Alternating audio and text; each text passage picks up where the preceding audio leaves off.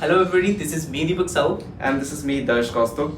and we are first year MBBS student in All India Institute of Medical Science AIIMS New Delhi and ये जो session है basically हम biology की कुछ mistakes कह सकते हो एक टाइप से but we will discuss in detail लेकिन इन सारी चीज़ों से पहले एक डिस्क्लेमर मैं देना चाहूँगा।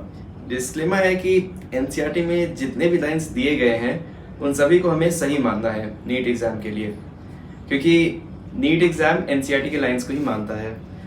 जब तक एनसीईआरटी खुद इन पॉइंट्स को कॉन्ट्राडिक्ट नहीं करता, हम इन पॉइंट्स को एग्जाम में सही मानेंगे।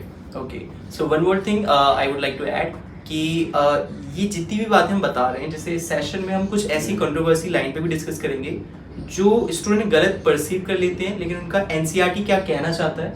इसके साथ हम एग्जाम ओरिएंटेशन से भी बात करेंगे कि एग्जाम में अगर उससे रिलेटेड क्वेश्चन आता है तो आपको क्या ऑप्शन टिक करना है सो दैट आपका आप अपने मार्क्स ना लूज करें। ओके, मतलब क्या सही है आपके लिए क्या गलत। Okay, so we will discuss. So another thing is that video को एंड तक जरूर देखना, नहीं तो आप कुछ मिसअंडरस्टैंडिंग्स डेवलप कर लेंगे और कहीं ना कहीं वो आपको प्रिपरेशन में या एग्जाम में कहीं ना कहीं प्रॉब्लम कॉज करेगी। सो प्लीज इसको एंड तक जरूर देखना। Okay, so let's get started. Yes, सबसे पहला हम कॉन्टेक्स्ट उठाने वाले हैं, that is from the digestion and absorption chapter. Okay, so it is actually page number 259। नई न्यू एनसीईआरटी में हो सकता है थोड़ा सा वेरिएशन हो। ओके, सो दर्श विल रीड इट अलाउड कि वो क्या लाइन है एंड हम उस पर डिस्कस करेंगे। The descending part opens into the rectum, which opens out through the anus. और ये कोलोन की कंटेक्स्ट में लिखी गई है। सो the thing is that since हमें पता है कि डिसेंडिंग कोलोन के बाद सिग्मोइड कोलोन आता है, वी नो द पार्ट, लेकिन एनसीईआरटी ने लिखा है कि descending part of the colon open to the rectum. So the thing is that NCERT की लाइन को अगर एग्जैक्ट ऐसी लाइन एग्जाम में आती तो आपको इसको सही कंसीडर करना है। ओके, लेकिन अगर एग्जाम में ऐसा ऑप्शन लिखा हुआ है कि descending colon opens into the rectum, तब इसको गलत मानना है। हाँ, तब इसको गलत मानना है। सो आई थिंक आपको ये समझ में आ गया होगा कि लाइन गलत नहीं है। अगर आप लॉजिक लगाने लगेंगे तो लॉजिक से आप खुद गलत कर देंगे, क्योंकि आपका लॉजिक ये कहेगा कि descending part does not open into the rectum, है ना। सो आप इसको गलत कंसीडर करने लगोगे। सो जस्ट बी अवेयर कि ये लाइन सही है और आपको इसको कैसे परसीव करना है। Coming to our next controversial line and that is on the page number 262।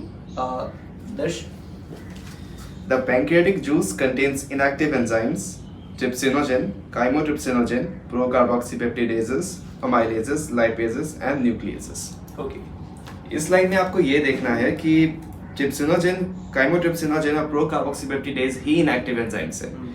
अमाइलेजेस, lipases और न्यूक्लियेजेस एक्टिव फॉर्म में रिलीज होते हैं। हाँ, सो द थिंग इज दैट अगर देखिए आपको ये नहीं कंसीडर करना है इस लाइन से कि एमाइलेज और न्यूक्लियेजेस और लाइपेज अपने इनएक्टिव फॉर्म में सिगरेट हो रहे हैं। रियलिटी में पैनक्रियास इन तीनों को अपने एक्टिव फॉर्म में ही सिगरेट कर रहे हैं। तो आपको पहली बात तो गलत नहीं समझना है। और अगर ऑप्शन में ऐसा आता है कि pancreas release inactive amylase, lipase, nucleus, तो ये स्टेटमेंट गलत होगा।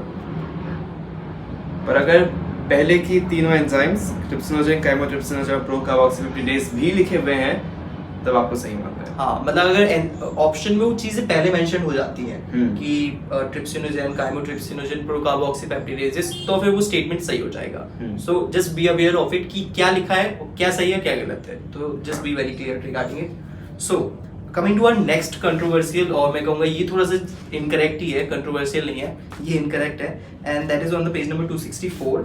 ओके, ये लाइन कहती है fatty acids and glycerol being insoluble cannot be absorbed into the blood.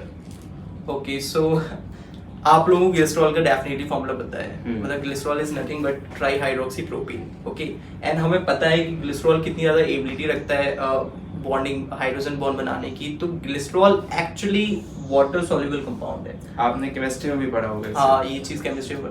और रही बात फैटी एसिड की, तो वो हम कह सकते हैं एम्फीफैटिक है, तो वो इनसॉल्युबल हम मान भी ले सकते हैं, लेकिन ग्लिसरॉल के साथ हम नहीं मान सकते। ओके, सो ये लाइन थोड़ी सी गलत है, लेकिन मैंने कहा ये गलत है, डेफिनेटली गलत है। हाँ। लेकिन अगर एग्जाम में एग्जैक्ट ऐसी लाइन आती है तो कंसीडर्ड इट करेक्ट है एक्चुअली। मतलब आप अपनी सेफ साइड के लिए आप लॉजिक लगाने जाएंगे तो हो सकता है कि चीजें आप ही पे उल्टी पड़ने लगे। हाँ, क्योंकि एनटीए बस एनसीईआरटी को मानता है। हाँ अगर आप फिर केसेस करने जाएंगे तो समय लग जाएगा और पता नहीं वो रिजॉल्व होगा भी कि नहीं। हाँ, इसलिए हो सकता है आप सही हो, हम भी सही है, हमें पता है, आपको पता है कि this is wrong line, but आप इसे आप उसको सही कंसीडर करके जाना है। Okay, so our next controversial line is on the page number 267। Actually ये समरी में है और मैंने आपको जैसे पिछली वीडियोस में भी बताया है कि आपको एनसीईआरटी की समरी तक नहीं छोड़नी, क्योंकि उसमें भी काफी अच्छी लाइंस और अच्छा नॉलेज मिल जाता है। Okay,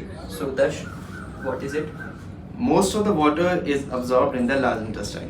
Okay. ये एक सिंगल सेंटेंस है, पर ये फीसिस से कंटेक्स्ट में आई है।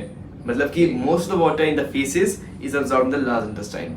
जब फूड स्मॉल इंटेस्टाइन से लार्ज इंटेस्टाइन में जाता है तो हम उसे फीसिस कहते हैं, और इस फीसिस में ज्यादातर वाटर लार्ज इंटेस्टाइन में अब्सॉर्ब होता है। लाइन के कहने का मतलब ये है, पर अगर ये लाइन आ जाता है आपको ट्रू और फॉल्स करने में, तो आप अपने विवेक से काम लीजिएगा, इसे सही मान लीजिएगा। सो मतलब इसका एक टाइप से देखा जाए ये स्टेटमेंट थोड़ा सा इनकम्प्लीट सा है। हाँ। हमको ये मेंशन करना चाहिए था most of the water of faeces is absorbed in the large intestine.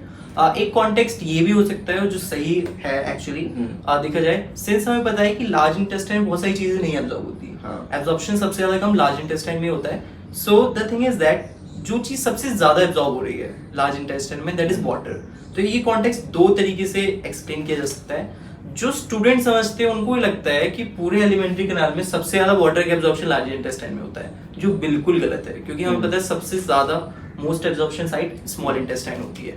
सो जो थर्ड वाला कॉन्टेक्स्ट है, जो अक्सर स्टूडेंट्स गलत परसीव कर लेते हैं कि ज्यादातर वाटर का एब्जॉर्प्शन लार्ज इंटेस्टाइन में होता है पूरे एलिमेंट्री कैनाल में, तो वो गलत है, उसको नहीं कंसीडर करना है। सो इन दोनों कॉन्टेक्स्ट से अगर रिलेटेड आएगा तो आप इसे कंसीडर कर सकते हैं, और अगर एग्जैक्ट ऐसी लाइन आ जाए तो फिर आपको कंसीडर इसको सही करना ही है, because you have no other option. Okay, controversial line is on the page number 273। ये डिफ्यूजन मेम्ब्रेन से रिलेटेड है। ओके, चैप्टर ब्रीथिंग का है and exchange of gases. NCERT लिख रही है कि the diffusion membrane is made up of 3 major layers, namely thin squamous epithelium of alveoli and the epithelium of alveolar capillaries and basement membrane substance in between them. However, its total thickness is much less than a millimeter. Okay, so NCERT के according जो total thickness होती है diffusion membrane की, उसकी total thickness is much less than a millimetre. ये line सही है, लेकिन मैं आपको बता दूं कि अगर क्वेश्चन आपसे ये पूछे कि what is the range of diffusion membrane, तो आप उसे मिलीमीटर नहीं कंसीडर कर सकते, क्योंकि जो एग्जैक्ट वैल्यू है डिफ्यूजन मेम्ब्रेन की दैट इज 0.2 माइक्रोमीटर्स। माइक्रोमीटर्स में है और यहाँ पे मिलीमीटर से 10,000 गुना बड़ा हो गया।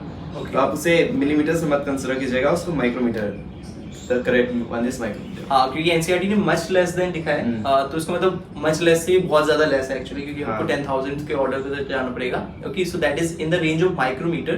तो इस लाइन से ये मत समझ लगता कि वो मिलीमीटर से थोड़ा कम होती होगी, कि 0.2 मिलीमीटर होती होगी या फिर 0.1 मिलीमीटर होती होगी, इतना नहीं, वो और भी ज्यादा थिन होती है actually. Okay, so I think that's it for today's guys. Okay, so meet you soon in the next video and अगर आपको ऐसी वीडियोस और चाहिए तो आपको कमेंट करना होगा। Okay, bye. Goodbye.